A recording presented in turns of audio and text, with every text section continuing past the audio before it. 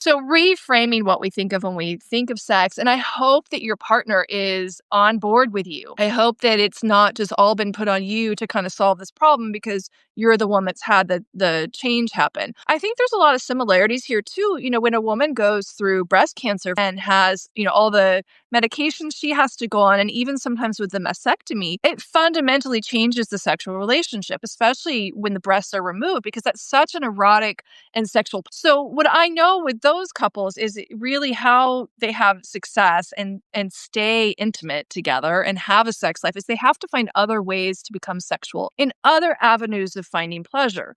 We have a lot of different zones and areas on our body aside from breasts, lips, and genitals and butt that can be turned into erogenous zones. And I'm going to share one example of that I think is really fascinating.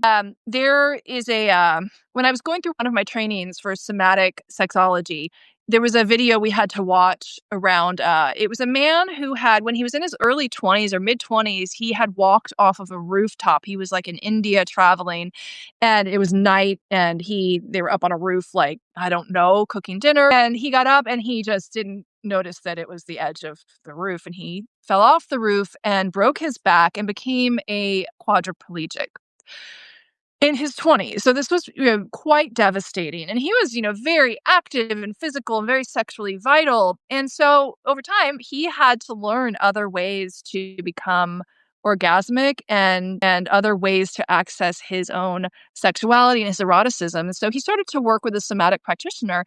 And this was fascinating. What they had discovered was how to help him actually have the feeling I think he could still have the feeling of orgasm. I'm not sure if he could get erections or not. I actually don't remember that part, but he could still have the experience of orgasm and pleasure. And what they did was they stimulated his finger, actually his thumb. So the therapists, they just sort of discovered this together and they started to kind of have some erotic fantasies and started to stimulate his thumb.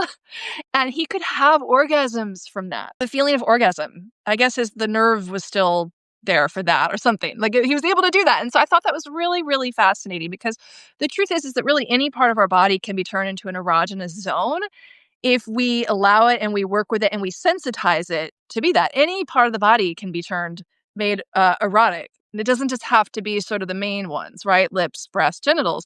And so there's really a lot of range and a lot of things